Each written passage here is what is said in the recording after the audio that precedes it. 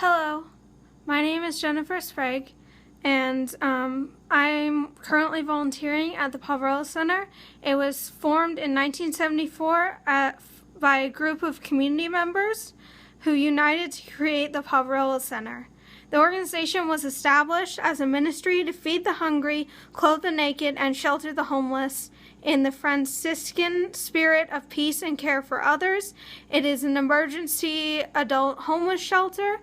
It is a private nonprofit agency and a nonprofit corporation.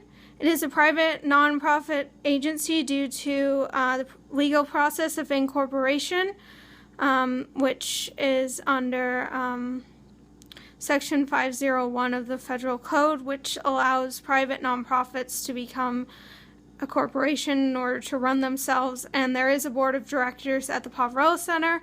Our current executive director is Amy, and she is settling into the role very well.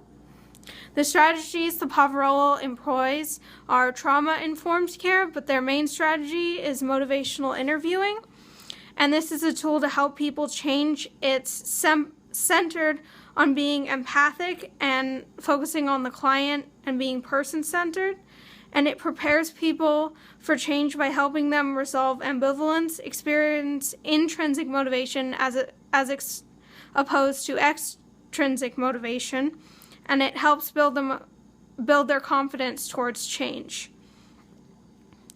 The 5 assumptions that motivational interviewing uses is that motivation is a state or a temporary condition. It's not a trait or a personality characteristic. Resistance is not a force to be overcome, but a cue that we need to change strategies.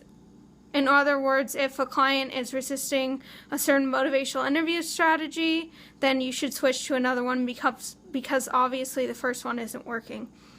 And ambivalence is good. It's not necessarily a bad thing to be ambivalent towards something. It's actually easier to work with a client who is ambivalent because it means they don't necessarily feel strongly about something, and it's a little easier to use different strategies to see what works best for them. The 4th assumption in motivational interviewing is that our client should be an ally rather than an adversary.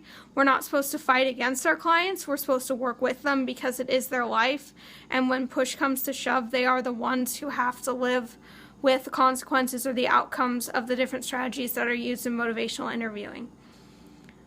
The 5th assumption in motivational interviewing is that recovery and change/growth are intrinsic to the human experience. In other words, they have to want to change in the first place. We can't make them want to change. And those are the 5 assumptions of motivational interviewing, and I look forward to seeing everyone else's videos. See you soon.